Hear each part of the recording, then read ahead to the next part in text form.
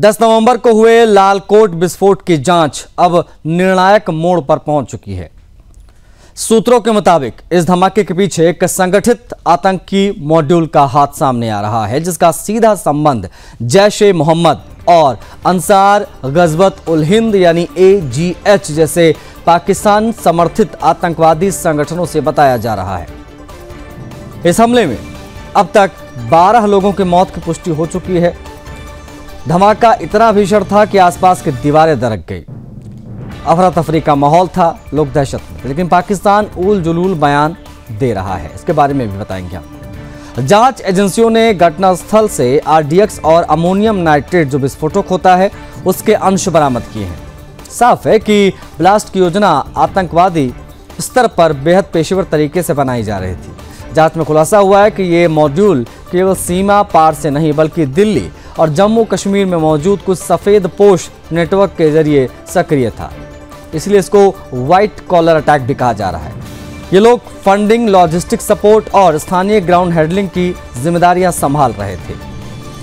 NIA, Delhi police की special cell और intelligence bureau की टीमें अब इस मॉड्यूल के लिंक तक पहुंच रही हैं। सुरक्षा सूत्रों के अनुसार जैश-ए-मोहम्मद का ये नेटवर्क पिछले कुछ महीनों से भारत के बड़े शहरों में स्लीपर सेल सक्रिय कर रहा था। शायद दीवारों और भीड़भाड़ वाले इलाकों को निशाना बनाना उनके एजेंडे में शामिल था। दिल्ली धमाके के बाद भारत सरकार ने अब तक पाकिस्तान का नाम आधिकारिक रूप से नहीं लिया है, लेकिन हैरानी की बात यह है कि पाकिस्तान के रक्षा मंत्री ख्वाजा आसिफ खुद अपने बयानों से इस हमले का अप्रत्यक्ष संबंध पाकिस्तान से जोड़ बैठे। दरअसल मंगलवार 11 नवंबर को पाकिस्तान की राजधानी इस्लामाबाद में भी एक जोरदार कार ब्लास्ट हुआ। 12 लोगों की मौत हुई, 36 घायल हुए। पाकिस्तान ने इस हमले को सुसाइड ब्लास्ट बताया। अफगान तालिबान समर्थित आतंकियों को इसके लिए जिम्मेदार ठहराया गया। इसके बाद ख्वाजा आसिफ ने मीडिया से बातचीत की, कहा कि हम अफगानिस्तान में आतंकवादी पनाहगारों पर हमलों से इनकार नहीं कर सकते। पाकिस्तान मजबूर है कार्रवाई करने के लिए। दिल्ली विस्फोट पर सवाल पूछे जाने पर आसिफ ने जवाब दिया। उन्होंने कहा कि मुझे आश्चर्य नहीं होगा कि अगर भारत अगले कुछ घंटे या कल तक में इसके लिए हमें दोषी ठहरा दे। उनका यह बयान न केवल पाकिस्तान की दोहरी नीति को उजागर करता है, बल्कि ये भी दिखाता है कि भाई इस्लामाबाद का दिल्ली धमाके की सूचना पहले से थी इस्लामाबाद को। शायद इसीलिए वो लोग अनकंफर्टेबल यानी असहज महसूस कर रहे हैं। विशेषज्ञों के अनुसार ये पाकिस्तान की डिफेंसिव डिप्लोमेसी है। जब कोई आतंकवादी वारदात हो जाती तो इस्लामाबाद पहले से बयान देकर खुद को निर्दोष साबित करने में जुट जाता है। दिल्ली धमाके से खुद को अलग दिखाने की कोशिश में आसिफ ने आगे कहा कि मैं अपनी पूर्वी और पश्चिमी पड़ोसियों को आश्वस्त करना चाहता हूं कि पाकिस्तान उनके साथ लड़ने में दिलचस्पी नहीं रखता है। हम अपने आर्थिक हालात सुधारने में व्यस्त हैं, यह हमारे लिए ज़्यादा महत्वपूर्ण है। लेकिन इसी बयान के अगले हिस्से में उन्होंने राजनीतिक जहर भी घोला। कहा कि बिहार चुनाव के दूसरे चरण से पहले पाकिस्तान के खिलाफ भारत के किसी भी दुस्साहस से इनकार नहीं किया जा सकता। यानी रक्षा मंत्री ने भारत की लोकतांत्रिक प्रक्रिया यानी बिहार चुनाव को भी अपने सुरक्षा तर्कों में खींच लिया। विशेषज्ञों का कहना है कि यह बयान पाकिस्तान की कूटनीतिक हताशा का प्रमाण है।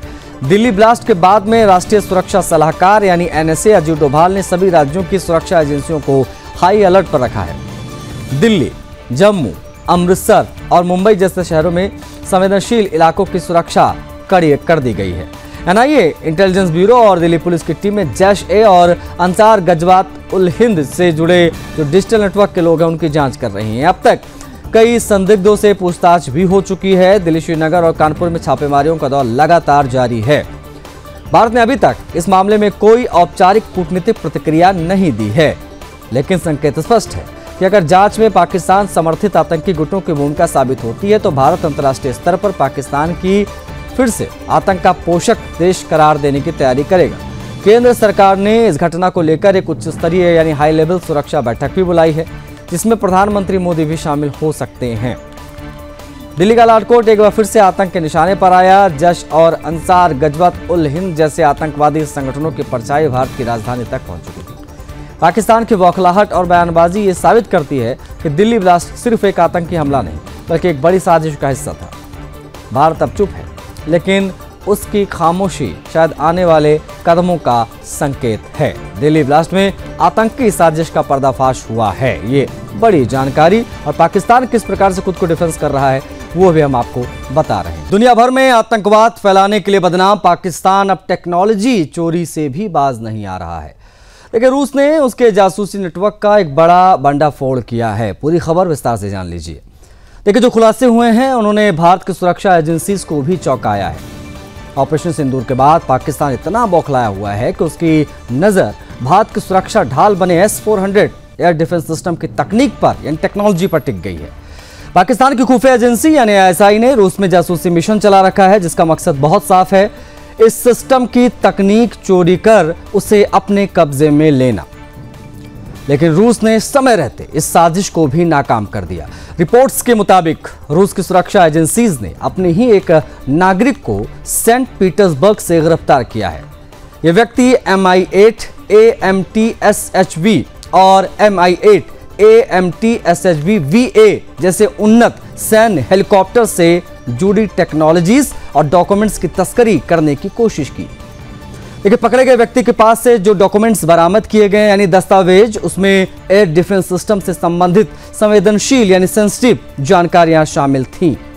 सूत्रों के अनुसार यह जासूसी नेटवर्क पाकिस्तान के लिए काम कर रहा था। उसके पीछे सीधा हाथ ISI का था। रूस की इंटेलिजेंस एजेंसीज ने इस पूरे ऑपरेशन को गुप्त रूप से ट्रैक किया। आखिरकार मिशन को अंजाम देने से पहले ही इसे नाकाम कर दिया गया। यह गिरफ्तारी ऐसे समय पर हुई जब रूस और पाकिस्तान अपने आपसी संबंधों को बेहतर बनाने की दिशा में काम कर रहे थे। ऑपरेशन सिंदूर के दौरान भारत ने पाकिस्तान पर करारा प्रहार किया था। उस संघर्ष में भारत ने रूस निर्मित S-400 एयर डिफेंस सिस्टम का खूब इस्तेमाल किया था, जिसने पाकिस्तान के हमलों को नाकाम करने में अहम भूमिका निभाई थी। यही कारण है कि पाकिस्तान इस टेक्नोलॉजी को किसी भी तरह हासिल करना चाहता था ताकि भारत की बढ़त को खत्म कर पाए। लेकिन रूस ने पाकिस्तान की चाल चलने नहीं दी, उससे पहले ही उन्हें मात दे दी। बताया जा रहा है कि रूस में पकड़ा गया जासूस उन डॉक्यूमेंट्स की तस्करी करने जा रहा था जो सीधे सीधे भारत की सुरक्षा से जुड़े थे। अगर यह मिशन सफल हो जाता तो पाकिस्तान को न केवल S-400 की तकनीकी जानकारी मिलती, बल्कि भविष्य में वो भारत की सुरक्षा रणनीतियों को भी डिकोड कर सकता था। यह खुलासा ऐसे समय पर हुआ है जब रूस और पाकिस्तान के रिश्ते में सुधार की बातें हो रही हैं। सितंबर में चीन में हुए SCO शिखर सम्मेलन के दौरान पाकिस्तानी प्रधानमंत्री शहबाज शरीफ ने रूस में राष्ट्रपति व्लादिमीर पुतिन से मुलाकात की थी। उस बैठक में ऐलान किया गया था कि शहबाज नवंबर में रूस का दौरा करेंगे। पुतिन ने उस समय पाकिस्तान को एशिया में रूस का पारंपरिक साझेदार बताया था, लेकिन अब रूस की जमीन पर ISI की जासूसी का खुलासा पाकिस्तान के चेहरे से मुखौटा हटा देने वाला है। यह साबित करता है कि पाकिस्तान भरोसे के काबिल नहीं है। वो जहां भी जाएगा वहां सिर्फ गड़बड़ी करेगा। सूत्रों के मुताबिक रूस ने इस पूरे नेटवर्क की जांच शुरू कर दी है। पाकिस्तानी एम्बेसी के कुछ अधिकारियों पर भी निगरानी रखी जाने लगी है। रूस नहीं चाहता है कि उसकी मिलिट्री टेक्नोलॉजीज का इस्तेमाल कोई तीसरा देश गलत तरीके से कर ले, खासकर वो टेक्नोलॉजी जो भारत जैसे भरोसेमंद साझेदार के लिए तैयार की गई हो। भारत के रणनीतिक विशेषज्ञों का इस पर कहना है कि पाकिस्तान की हरकत डेस्परेट यानी हताशा भरा कदम है, क्योंकि S-400 सिस्टम ने भारत की वायु रक्षा को अभेद्य बना रखा है। पाकिस्तान की इस सिस्टम के सामने वो टिक नहीं पा रहा है, पाकिस्तान हिंदुस्तान के सिस्टम के सामने। इसीलिए वो अब चोरी और जासूसी के रास्ते पर कुछ इस प्रकार से उतरा है। इस जासूसी कांड ने एक बार फिर से ये साफ कर दिया है कि पाकिस्तान ना आतंकवाद से बाज आएगा, ना जालसाजी से बाज आएगा। रूस की यह कार्रवाई सिर्फ पाकिस्तान के लिए नहीं बल्कि पूरी दुनिया के लिए चेतावनी है कि कोई भी देश जो हथियारों और टेक्नोलॉजीज की चोरी करेगा वो अब बच नहीं सकता। भारत ने इस पर अभी कोई ऑफिशियल स्टेटमेंट यानी आधिकारिक बयान नहीं दिया है, लेकिन सुरक्षा एजेंसियां रूस के संपर्क में हैं। अब माना यह भी जा रहा है कि भारत इस मामले की बारीकी से मॉनिटरिंग कर रहा है, क्योंकि यह मुद्दा सीधे उसकी रक्षा, सुरक्षा और राष्ट्रीय रणनीति से जुड़ा है।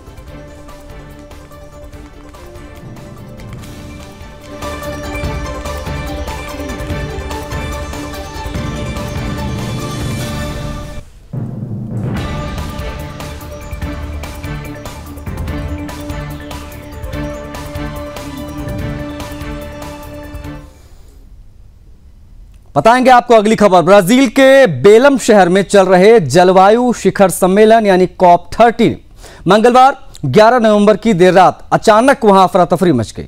देखिए, सम्मेलन जहां दुनिया भर के राष्ट्र प्रमुख, पर्यावरणविद और वैज्ञानिक एक साथ मिलकर जलवायु संकट के समाधान पर बात कर रहे थे, चर्चा हो रही थी, उसी मंच पर हिंसा और विरोध ने माहौल गरमा दिया। तस्वीरें देखिए आप। दरअसल अमेज़न के स्थानीय यानी स्वदेशी समुदाय के लोग, उनके समर्थक अचानक कॉन्फ्रेंस हॉल के बाहर जमा हो गए। देखते ही देखते यह विरोध उग्र रूप ले बैठा।